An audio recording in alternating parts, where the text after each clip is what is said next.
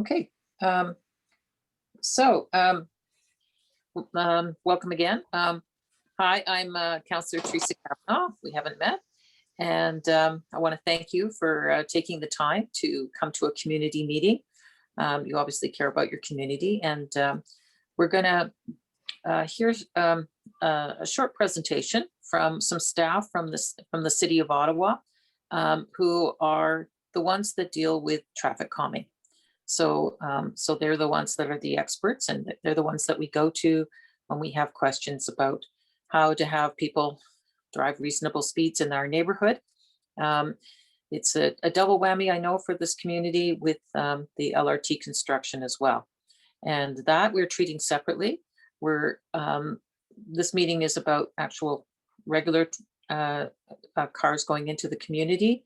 We are trying to deal with the LRT issue with the LRT staff, and I have to say it's complicated, but it's working, and they're listening, and they're the ones that put up those signs saying no LRT trucks and keeping them off the streets. And I want to thank you everyone for the patience on that. But this is specifically on traffic calming.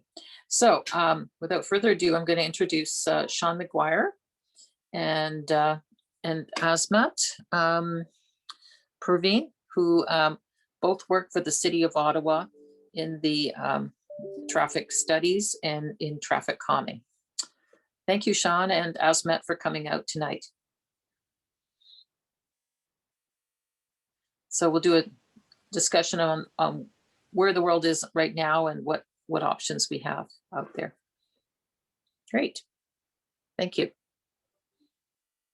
Yeah, so we have I guess we didn't really have a presentation plan, but we do have some slides, yeah, some pictures showing the options through TTC. Yeah.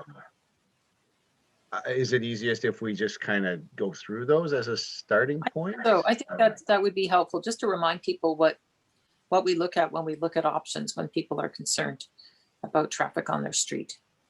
Right. I guess, Asmat, do you want to share your screen with those pictures, those photos? Okay, I'm new in Zoom, so I'm just trying. Okay, that's it. Yeah, at the bottom of the screen, I see a green, blue share. Yep. Okay.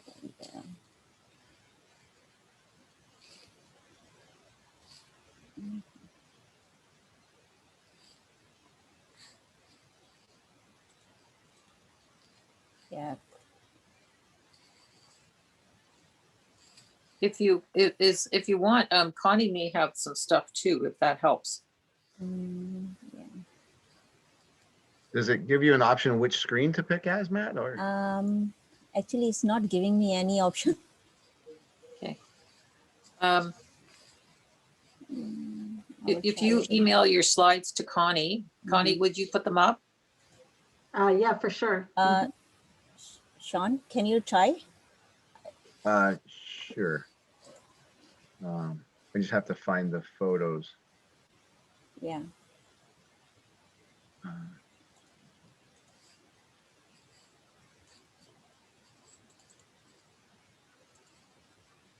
Yeah.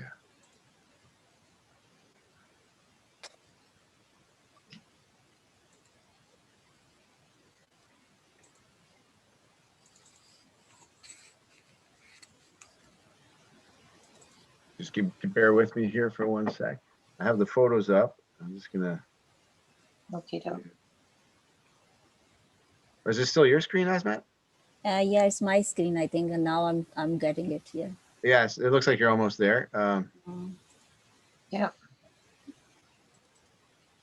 Oh, actually, I have to go. There you go. Probably just use the all one, and we can. Yeah.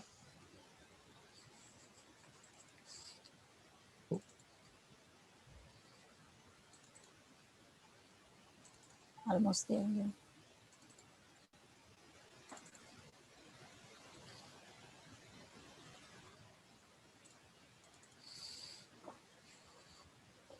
Okay. Yeah. Great. So it's Okay, great.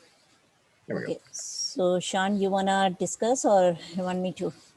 explain. I mean, I can start things. You probably have, like, you might want to add a few more details since you're the more the Okay. expert TTC. Okay. But yeah, I mean, you probably see most of these treatments around. Everybody that's in the meeting, just throughout the city, we have quite a few of these. These are, we call these flex stakes, and they can have different different graphics on them. These are probably the most typical ones where they just have the speed limit and the hazard marker. What we've recently found a bit more effective on streets that are wider is we put the delineators next to them, like shown on the right. And this narrows the lane a lot more. It almost forces people to slow down. So that's one treatment that's, you know, fairly effective and not too costly. So that would probably be one of the more preferable ones on the streets in your neighborhood. We just want to go, I guess we can go through. Sorry, my phone started ringing. Yeah, we can just go through them all, I guess, and maybe Yeah, have questions after. yes, that'd be great. So these are the same delineators, but used more like along. It doesn't have to necessarily be an official bike lane, but they're more often used on bike lanes. But we can use them just on sort of unofficial bike lane like this as well. They act as like a street narrowing effect.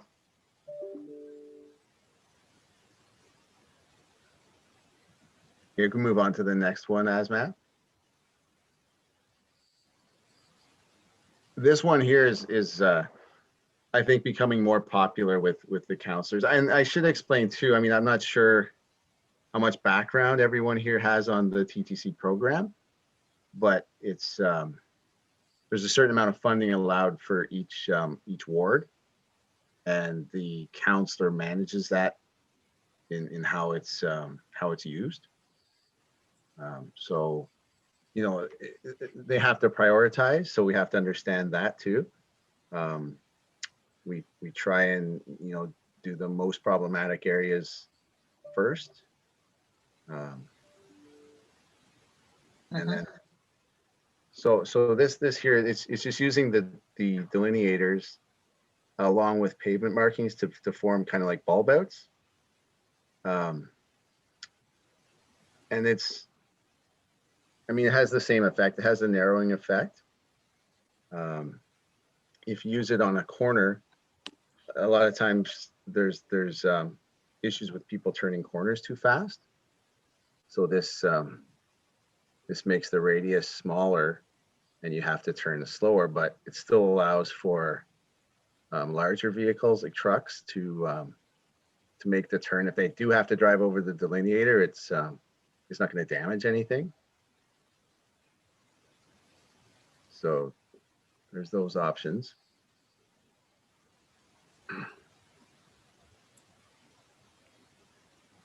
And these are just various pavement marking techniques that we can use just as reminders to drivers. And then these are pavement markings as well, but they're a little more expensive. They're done with a thermoplastic treatment, and they'll last quite a bit longer than regular paint. And we can do different types of symbols with these that stand out quite a bit more to the driver. And then I'm sure everyone's seen these around. They're becoming more and more popular now. Speed display boards. The thermoplastic too is fairly expensive. These are a little more costly than you know, the flex stakes or the regular pavement markings, but they can be pretty effective in certain areas.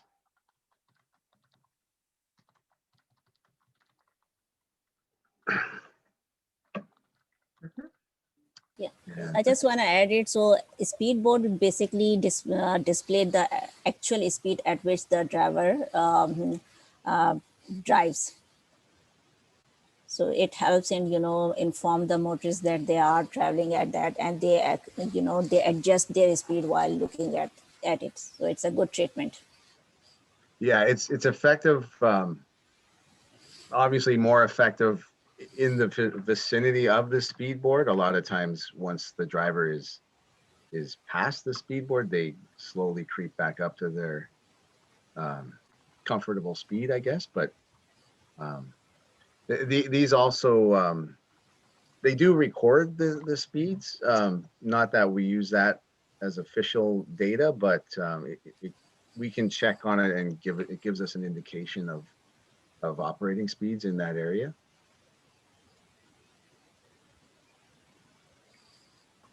And then these are planters, but planters, there's a bit of work around planters. We have to have a volunteer or volunteers that are willing to take care of them, which is sometimes tricky in certain neighborhoods. And I think, correct me if I'm wrong, Asmat, do they sign up for like a 2 year? years. 2 years? Okay. And then we might have to find someone else if they don't want to take it on again for another 2 years. And there's issues sometimes with winter maintenance that, Yeah. but they're an option in some cases, some locations. So I think is that all we have that we would think would be reasonable maybe in this area, Asmat? Yeah, right, yeah. Yeah. Okay. Well, thank you. So what we'll do is we'll open it up for questions. And if you want, you can use the chat function or raise your hand so we know that you're interested in asking a question. Is everybody familiar with the raise hand function? And if you haven't been on Zoom before, you may not. But that's under the, well, depending on if you're on an iPad or a regular computer, it's usually on the far right. So it just indicates we can see that your hand is up, and then we know you want to ask a question. I see. Can I just interrupt for quickly? I thought Yep. before we go to questions, maybe perhaps Sean can talk about the statistics that we have for Oh. Woodpark. I do have screenshots of it that might, is that okay, Sean? I'll put it up on screen and you can talk about that. Okay. Yeah, good idea. Yeah, put those up on the screen. Yeah, we can. What we did was I'll just talk about it while you're pulling it up, but we have a database that has speed data stored in it. When we were looking at implementing the gateway speed limit that's there now, we had staff create a map, this map here that had all of the speed data that we had on file for this little pocket here.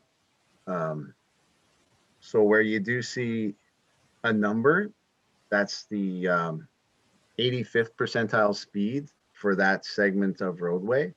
85th percentile is the speed that drivers travel at or below. That 85% of drivers travel at or below.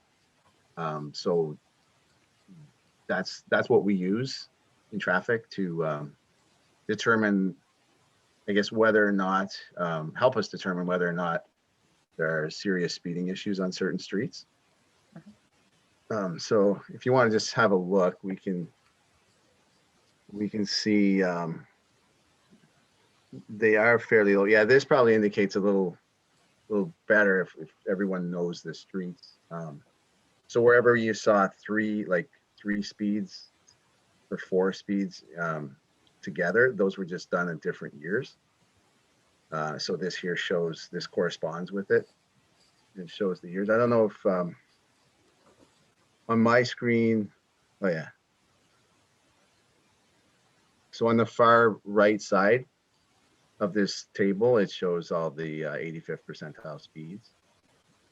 The Woodruff ones are just there because they were in the vicinity, but I don't think we're really looking at that as part of this area. But As you can see, most of them are fairly low, which probably comes as a bit of a surprise to some people, because the speeds that are high are the ones that stand out, right? So if you're walking and you see someone driving, you know, up around 55, 60 in the 40, those are the ones that stand out to you, and you see 2 or 3 of them, you kind of think it's a lot.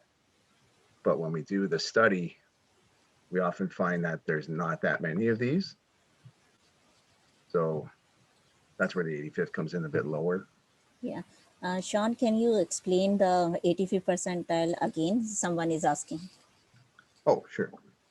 Yeah, so I think the easiest way, but so it's just 85% of drivers travel at that speed or lower. So it collects all of the data. We put instruments out on the road that collect for mostly 48 hours, and it may, let's say it collects 1,000 vehicle speeds. 85, whatever 85% of them are driving at or below, it calculates that to be the 85th percentile operating speed. I don't know if that's any clearer with that explanation. Yeah. Okay, thanks. And then it's been pointed out that some of the dates are a little older. Yes. Have we got anything more up to date? So no, this is all we had at the time, and since then I don't think we've collected any more in this area, but we can request more data to be collected. So usually what we do is something comes in for a specific street, let's say, you know, like we would just order data if we didn't have anything recent. Yeah. And the thing is typically like the best time to collect it.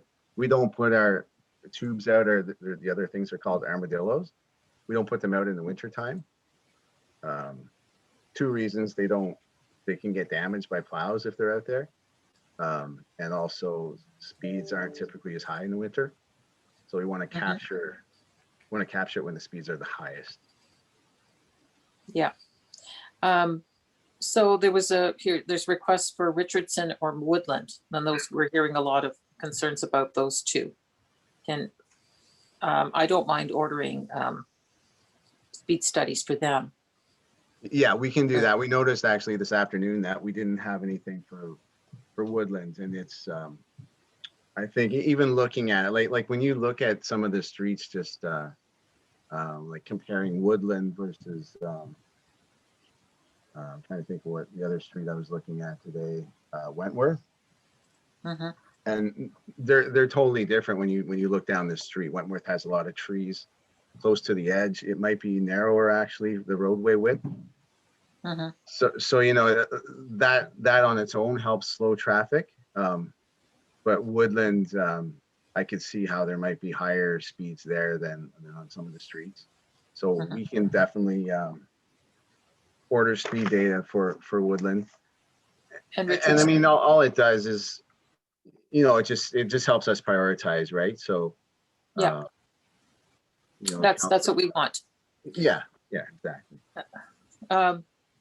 So Ian's raising, Ian McCallum, and then he's president of Woodpark, and he's asking about issue of perception of safety versus the actual speed and the safety of pedestrians, with the fact that you know, with the ditches and narrow, poorly maintained roads. I'm not sure exactly what you mean by the poorly maintained. If you're not talking about winter clearing, are you talking about winter maintenance?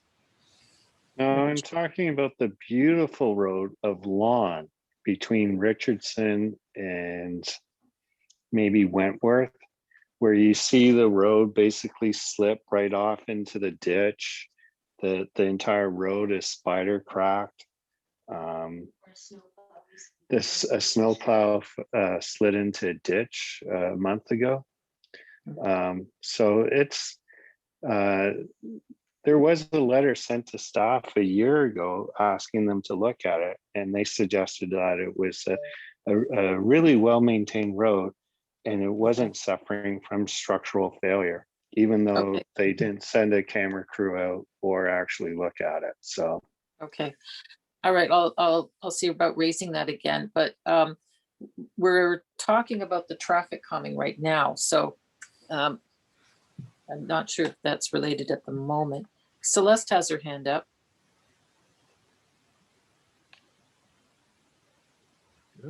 Thank you. I'm just wondering how, given the fact that we don't have sidewalks in our neighborhood, what the dynamic is that's created by these sorts of traffic calming measures. For example, if you have someone, you could have someone walking along the edge of the road, a car comes by, the car is squeezed further to the right where someone could be walking. There's not a lot of room there. I'm just wondering what the pros and cons are in a neighborhood like ours of these different traffic calming options, and how it's different from what happens in neighborhoods where there are sidewalks. Well, I'll speak a bit to that. We get this question quite a bit, but I don't think, like, I think people maybe have a perception of these flex stakes as being, they take up a very small, let me say, like, longitudinal section of the road. They're just one tiny piece of the roadway, right? So if someone happened to be walking or cycling next to one, for the most part, a considerate driver is going to wait until they get past that flex stake before they decide to squeeze. Like, they shouldn't squeeze in beside them. The same with maybe if cyclist is kind of biking next to a vehicle, the cyclist might likely kind of hang back a bit until the vehicle squeezes through and then they go in behind. Like, it's not typically where you're crossing that flex stake area at the same time. Having said that, there are some locations where maybe we wouldn't necessarily see this as an appropriate treatment. I think Lawn Avenue at some points is less than 6 meters wide. So I don't think something that's going to give you side friction or a narrowing effect is really appropriate on a street that's already that narrow. Asmat, I think 7 meters is the minimum width we want to put that. Yeah, usually. Yeah, we want 3.5 meter lanes. Question, if I'm not mistaken, I think what Celeste is asking, is it the safety of people on a street, walking on a street without sidewalks versus sidewalks, or speed of traffic, etc. Like, I think she's talking about the safety of people walking on a street that does not have sidewalks. With these sorts of measures implemented or added. Yeah. Okay. Just wondering what the dynamic is. Yeah, obviously, it's safer for a pedestrian to be walking on a sidewalk than on a street without a sidewalk. But again, that's not it's not part of traffic calming's responsibility. Sidewalks are different. They go in when there's a street being reconstructed, typically. But yeah, I think I answered your question, or tried to. I know like the concern sometimes is on streets with no sidewalks. These flex stakes in the center are forcing people over to the right-hand side where people are trying to walk. I would see that being more of an issue if there's, constant pedestrian traffic maybe, and that's where we would have to consider maybe not using that treatment, right? Or if there's higher pedestrian traffic and still fairly high vehicle traffic where the likelihood of them conflicting with each other is going to be higher. But I think most local roadways in residential areas, there's usually gaps where drivers can go through at a time when the pedestrian is not right next to it. There's always going to be, I think, considerate driver that does that. There's also the option of going around the flex stake on the left-hand side. If no one's coming the other way, that's not an unsafe maneuver. So that's an option as well. All right, thanks. We've got Greg Taylor next, and then Rebecca.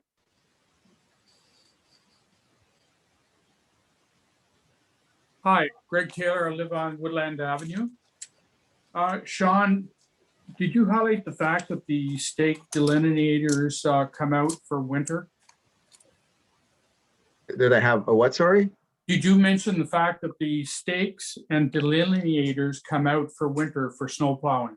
I did not mention that, no, but they do, you're correct. So for December through till March, there's nothing to stop and or initiate traffic calming. So they're a limited method. I've seen them in places in downtown Ottawa where it makes it very obvious that, oh, I've got a bike lane on my left, I got to pay attention. They work very well that way, but they don't slow down traffic in winter because they're not there. And on Woodland, right in front of my house, we had a semi-detached development and a single development. And part of the road structure is sunk down. And you would think that that would act as traffic calming because the cars end up dipping down a lot and then rising up on the other side. And people just ignore it. They just drive right over it and watch for their strange little bump and ride. I've driven down Kirkwood and I think it's Churchill where there are speed bumps and they're marked, but they're long and low and they really don't slow traffic that much. But the speed bumps that are at Fairlawn Plaza, they're short and high. If you drove over one of those, you would damage your car. And that's what we need in this neighborhood. We need speed bumps that are not very wide and high so that people realize, uh-oh, I don't want to damage my car, I better slow down. I realize that snow clearing in the wintertime is a problem, but if those speed bumps are marked, then the snowplow operators should be able to handle those and deal with it. So what can we do with speed bumps? So, I mean, speed bumps, again, they're a very expensive treatment. So what we would do to start with would be to collect data and then go from there. So if this is prioritized as a high, like a speed concern location, that should have speed humps considered, then they can be considered.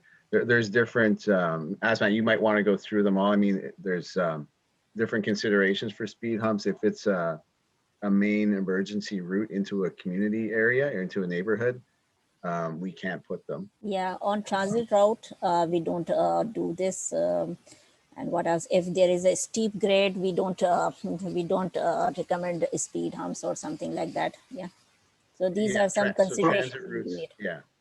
Well, unfortunately, yeah, but most important thing is that since it's a very expensive treatment, is around 12 or above is the one, just to put one speed humps is the cost. So we usually go it if it's really a speeding issue on the street, then we can look at both the possibility. But beside that, we have to see different the different characteristics, whether there is the OC transport route, is there any steep grade or emergency route or something like that. So we have to consideration everything. And beside that, yeah, so these are the factors we have to take care when we are looking for the speed humps. I hear all of that, but you don't live on the street and deal with the high-speed traffic that we have. And Woodland is the first street on the right after the two Woodruff intersections with Carling, and we have the LRT at the end of our street. The traffic on our street is going to get worse and the speeds are going to go higher because people are going to be rushing to drop off their partner before they go off to work somewhere else.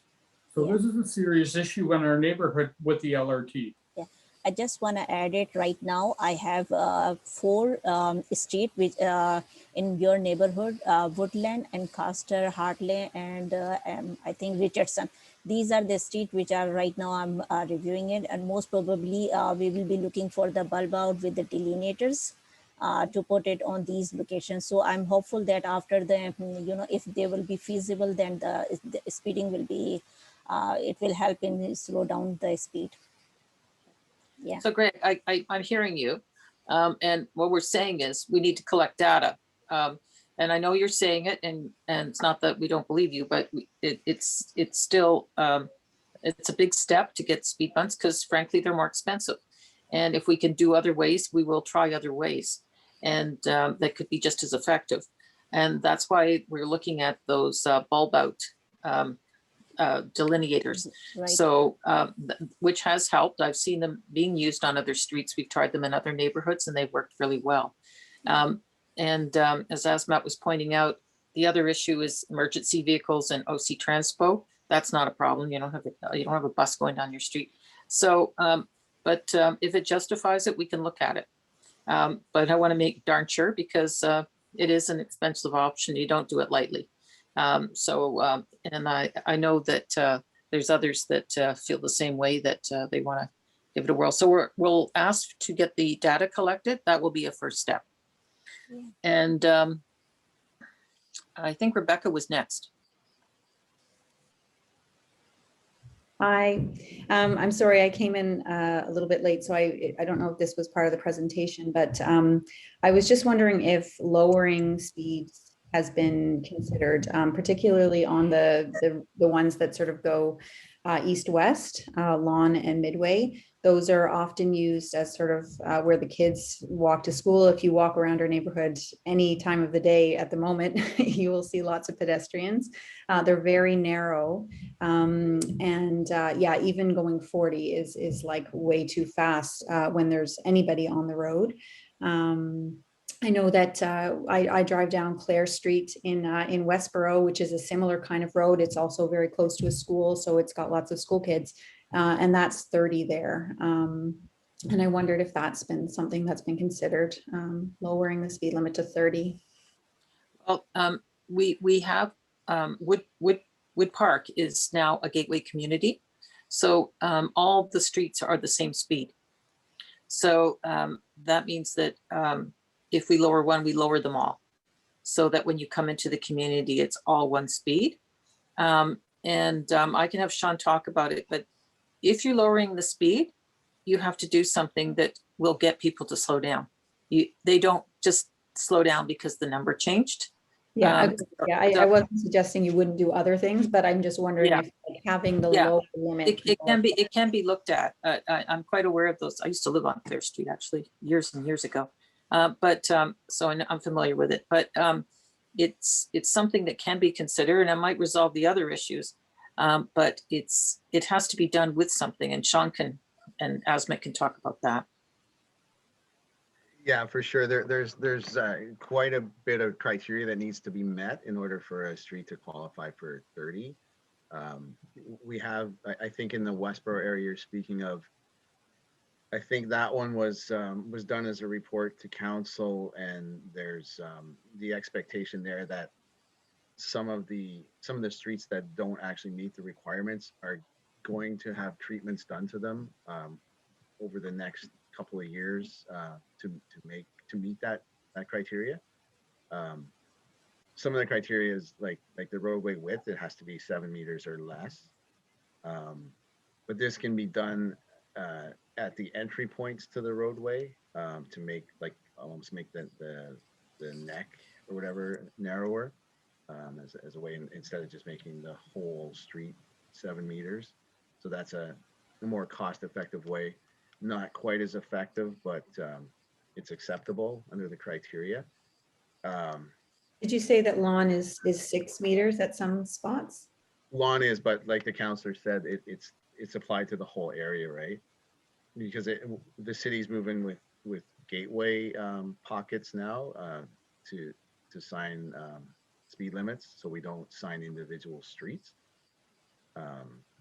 So again, we would have to do a review and then determine which streets are already qualified, and then see what treatments have to be done to make the other streets qualify. But it's it's just not, it's not recommended to go through and post them all 30 when we know a lot of people won't be driving 30. The number that's posted doesn't really change people's behavior unless maybe there's a cop sitting there, but there's never really a cop sitting in a local residential street very often looking for speeders. So Do they Yeah. take into account for the width, the fact that there are no sidewalks here? So Clare Street, for example, although it's narrow, it's not as narrow as our streets in Woodpark, but it is a fairly narrow street, but it does have sidewalk on one side, whereas we have no sidewalks in any of our neighborhood, apart from a very small little bit on Flower and that sort of corner on Ancaster. But yeah, do they take that into account in the determination? that's not taken into account. No, it's because they can't look at the street. There's not pedestrians there all the time, right? So they have to look at the street as it is, just as a street, the roadway width, right? So at any given time when there's no pedestrian, it feels a lot more comfortable for a driver to drive 40, let's say, on a street that's wider than 7 meters than it is to drive 30. They feel like it's just natural feeling, just because we've been trained this way, that driving 30 seems too slow, unless there's different physical features along the roadway that make it seem like that's the proper speed. So what happens is there's different things that can happen, but it creates a greater speed differential. You get some drivers actually following the speed limit and others doing their typical 50, right? And then if someone, let's say, is trying to cross the road, it's very hard for them to judge the speeds that the approaching vehicles might be driving, or someone pulling out of an intersection, harder for them to judge. Things like that. There's the pressure of someone behind you that might be doing 50 and you're trying to do 30. People tend to just give into that pressure and drive a bit faster. So there's different factors. There's other things. It's not just the roadway width. Asma, you might have a better memory than me on this. Some of the things for 30-kilometer roadways. I can pull up the list, but I know transit. I think in this area, it doesn't matter if there's transit that stops more than 3 times per hour in each direction. It won't be considered for 30. Traffic volume should be less than 2,500, and yeah. And Yes. 85th percentile should be 35 or less. Right. Yeah. Is it? Yeah. 35 or less. So yeah, there's different things. 35 or less, we can go ahead and do it. If it's under 50, I think we're able to do it through a consultation process, as long as the other criteria can be met as well. So there's quite a few different things to consider, but as Councillor said, it can be considered if we want to go that route. Yeah, I'm interested in it. It's been pointed out McKellar Park has places like Dovercourt, where it's 30. It's a wide road. It's also has a bus route. So yeah, and I think that's one of the streets, I'm assuming, that has to receive some treatment in this next short period of time in order to meet what was promised to the community. Okay. Thank you. I'll check on the hands in a minute, but Robert, you're asking about turns on the corner where people turn too fast without stopping, and what we can do to slow down people at corners. Actually, ASMET was working on an issue of that, like that. Yeah. Okay. So, I think we showed it one of the slide. There are some delineators we can put it so that to make the motorists hard to take the turn. So that along with the bulb out, that's option available. Yeah, so that is something, unfortunately, with the construction going on, this is a very awkward time, as you know. Thank you for the thumbs up. But we can look at it, but it's obviously not great timing at this particular moment. Agatha, I see your hand up. Hi, I just have a question with regards to the woodland study. I mean, now with the pandemic, I mean, most people are staying at home. However, there still are many speeding vehicles throughout Woodpark. So I just think it would make sense to be proactive, considering it is one of the main arteries that will take, drivers down to the LRT station that'll be there in a couple of years. So I don't know. I mean, I hope that the survey will show some, results, but I think we need to be proactive that it will be even busier in a few years. Will that be taken into consideration? Because you can do the study now and that's great. However, when the LRT is going to be full and running, I mean, the streets are going to be way busier. So that needs to be taken into account. Yeah, I'll let Sean comment on that. Yeah, we're really looking more at speeds, not volumes. We're not, the TTC addresses speeds, not so much volume. So I think unless you see congestion on the street, whether volumes are lower or a little bit higher, you're still going to get the same operating speed. Well, speed's already an issue now, and I just think it's going to get worse. Just as somebody had pointed out, we got to make it to the LRT to catch the next, train. It's already an issue. That's not even,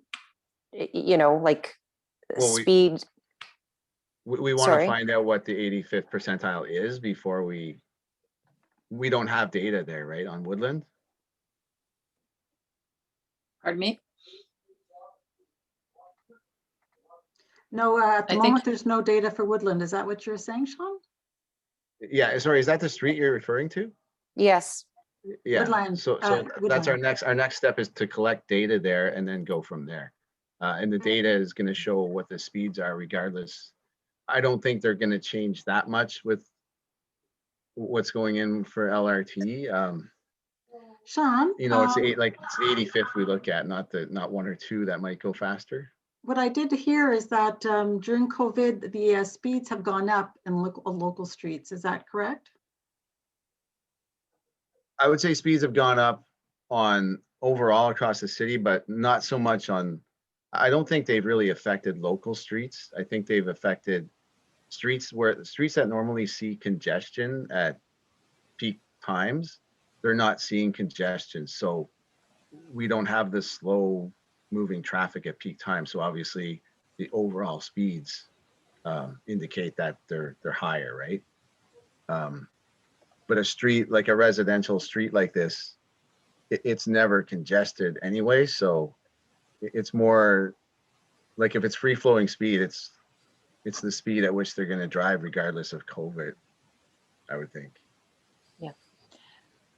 It's commuter routes, and what is being said is, are these streets going to be used as commuter routes? And that's why they'd be concerned, because they're expecting more people to zip through because they're dropping off for the train or whatever. And I'll talk to the stage 2 people about that too, about our own, working with our traffic people about what expected routes are, because the drop off I thought was on the Richmond roadside. So wasn't it? So I don't think that people will be coming through. So Ian's nodding his head. So that's another factor. But in terms of just the people living here or people going through and driving fast, let's get it checked. So we're ordering that to be done. So we've established Woodland, Richardson, and also Edgeworth was mentioned, which I think is a good idea because it's an entry. Yeah, for sure. Did we have data on Edgeworth, Connie? I Nope. think it was. Let me double check. Just trying to find. I'm trying to remember now from your chart there. No, just Ancaster, Hartley, Ancaster, Anthony, and Lon. Right. Okay. Okay. So yeah, we'll order it for Edgeworth. Yeah. Um, And we can always Yeah. order it again. Like it's not like we order it once now and we're gonna say, sorry, we got data last year. We're not gonna do it again. We can order it again once the LRT is completed in this area. And Yeah. if we're getting more concerns with, if for some reason people are driving through the neighborhood more often and faster, then So we will do that, and then we can look at recommended measures for reducing speed. And the goal is, if we make the speed limit 30, it's because we've done things that makes them go less than 30 or as at the tops. I just got a couple of hands up, Ian, before you. I got Mark LaFrance and then Greg for a second time, and then Ian, please. Thank you very much. I'm just wondering about Wentworth Avenue. I live on Wentworth, and 20 years ago, we widened the road, which was a great thing. We removed the ditches, very happy. But ever since then, we get a lot of traffic that comes down barreling that road from Carling Avenue. Like it's been a real problem, especially with kids moving into this neighborhood. It's getting worse. So I don't know if we have any numbers for Wentworth. I don't think we do. I think we showed you the numbers we have. Yeah, we So- don't have the data. No. We add that to the pile there, Sean? we can, yes. I mean, yeah, Wentworth, I mean, like I said earlier, comparing Wentworth with Woodland, it looks a lot more natural for someone to drive slower on there. I don't think the roadway width was widened. Yes, it was actually. They actually tore up the street. They put new culverts in, and the street was actually widened. I was there when it was being done. For a section, right? And then on the north, I guess. That's correct. The people above towards Carling did not want to have the ditches removed, Right. which is their issue. Yeah, I can see it as I'm just looking on Street View, and I can see as I go further north, yeah, it does kind of widen up and seem more like it might be more prone to higher speeds. But we can definitely so I'll make sure when we collect the speed data that we do it in the northern section. Thanks very much. I appreciate it. Thank you. Greg and then Ian.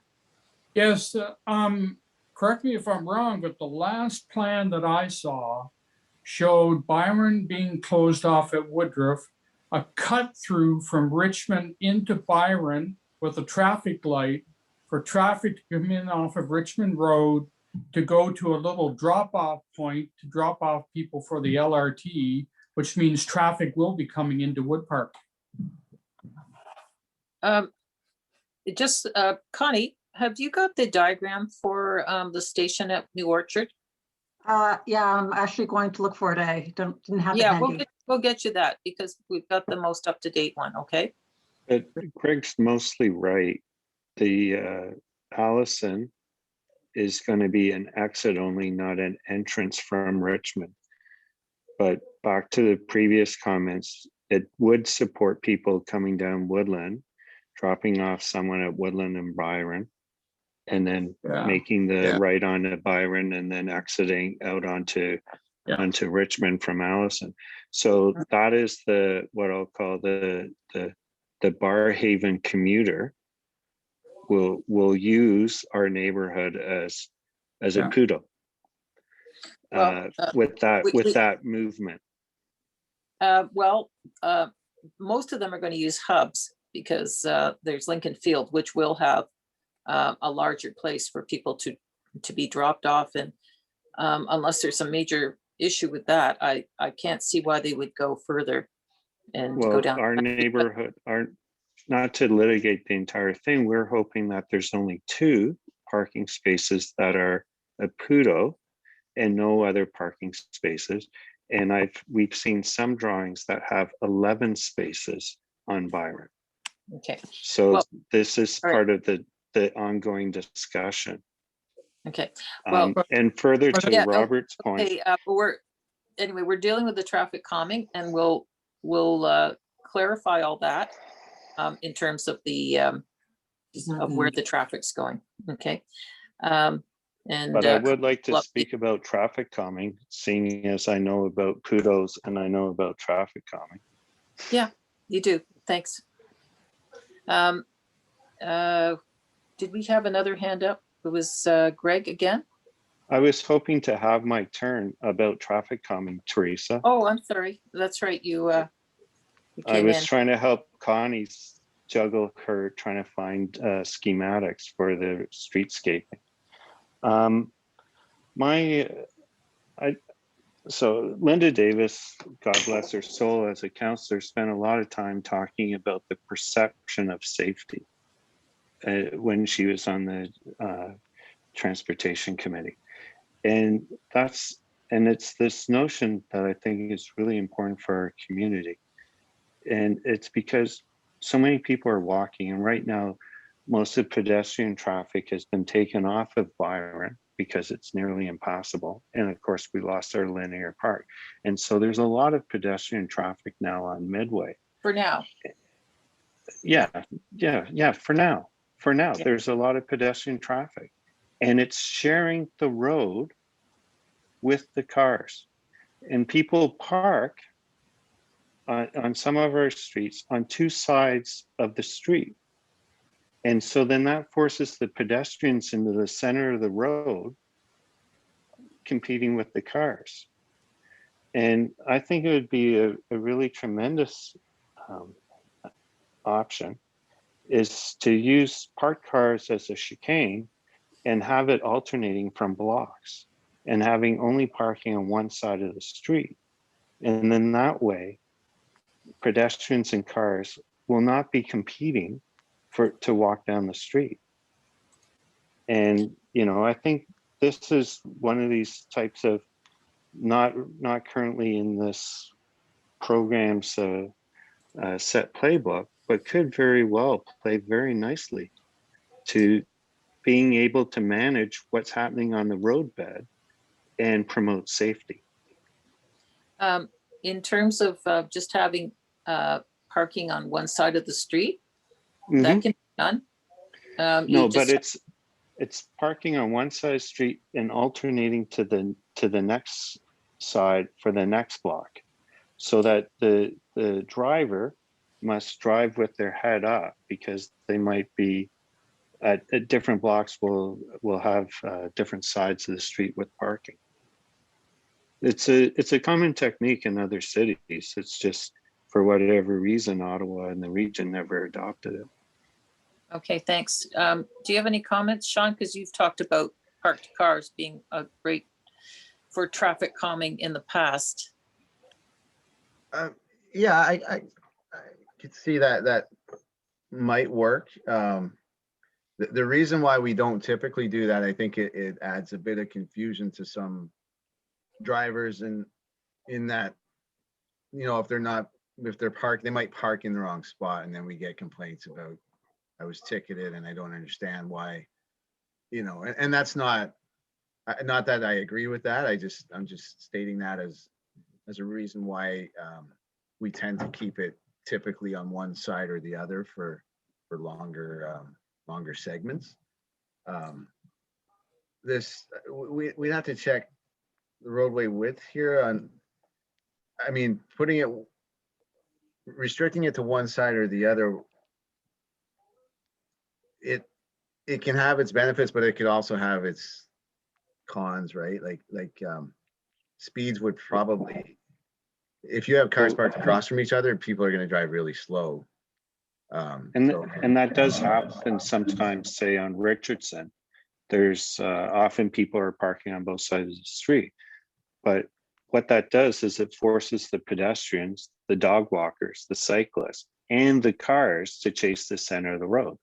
Yeah, I understand that. So but it also we forces drivers to slow down. Sometimes the drivers don't slow down. They exercise their right.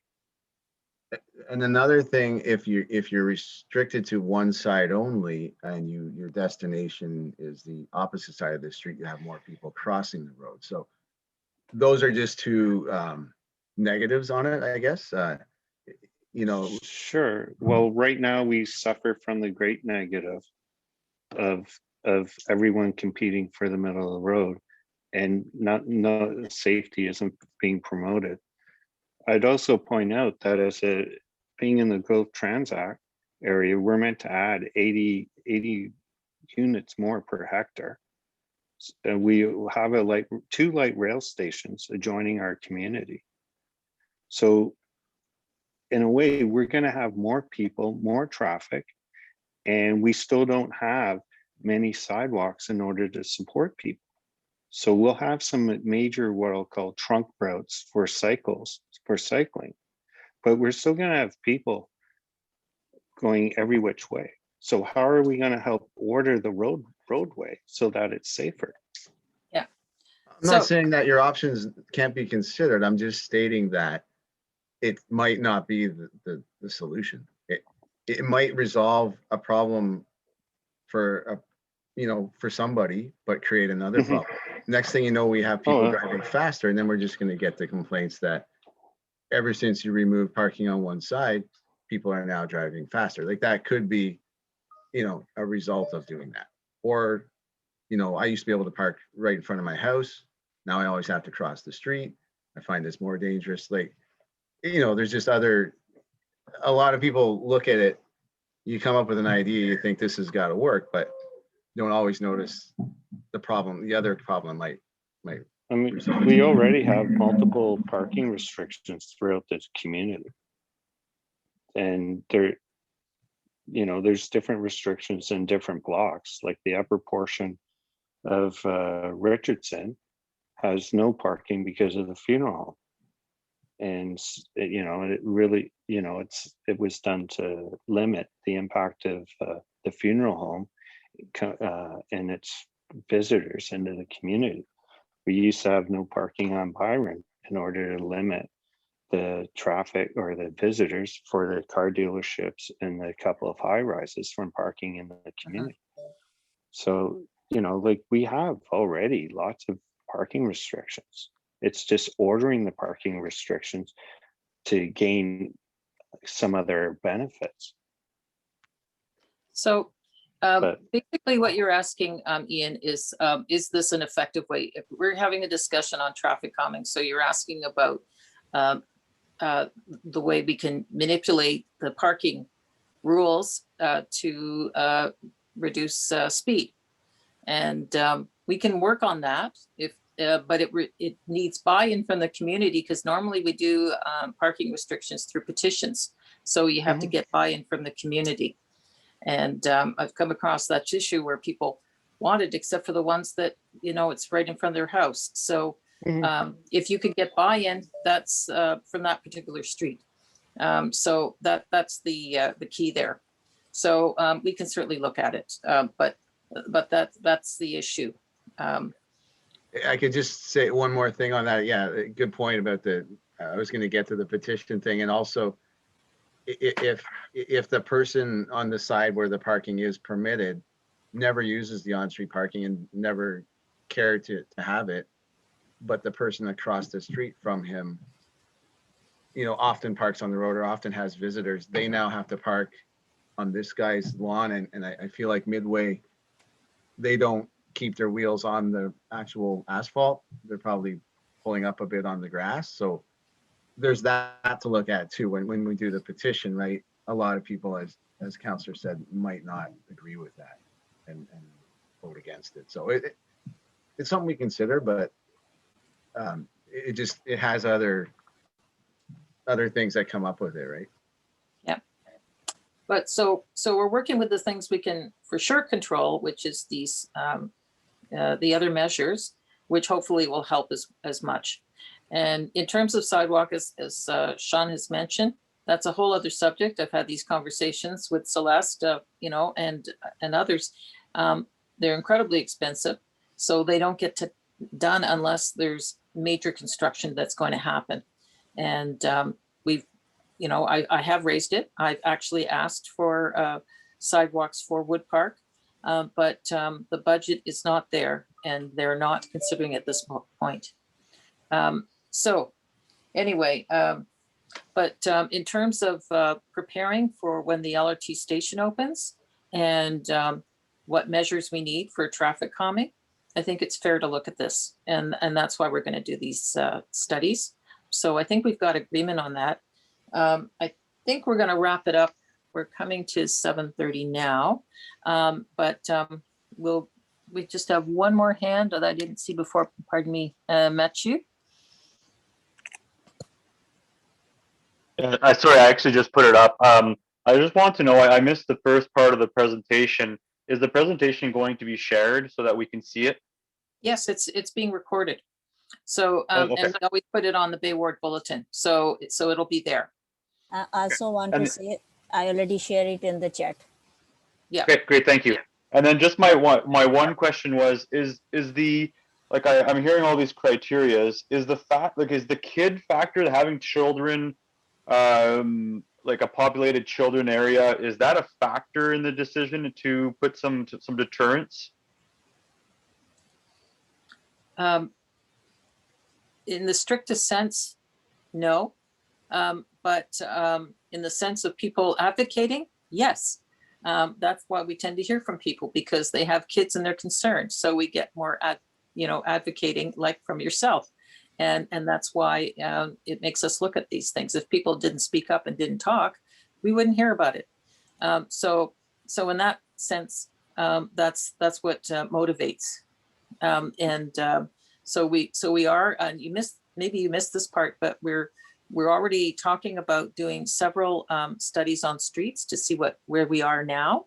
It's kind of a, get the data first as a baseline. We recognize that there could be more traffic in the future years. This is an unusual time to take data because of COVID, but we want to get started. So it'd be best to wait till the spring anyway. You don't do it in the winter. So that's what we're looking at. So we can look at measures.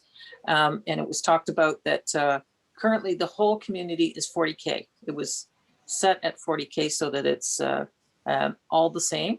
The idea of going to 30 means that we have to do things to make people slow down. And that's what we're looking at.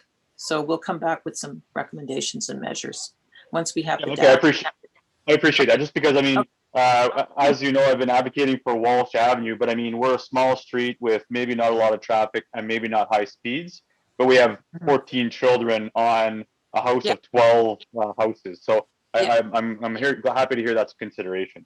Yeah, we've actually already looked at this, and ASMAT was out there. We're putting in the artificial bulb outs, and we've got that all planned out.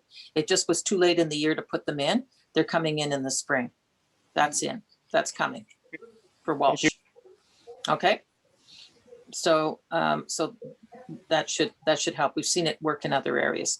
I want to thank everybody for coming out. I want to thank Sean and ASMAT for joining us, and for Connie for all the support, and to Ian and the executive of Woodpark for coming out.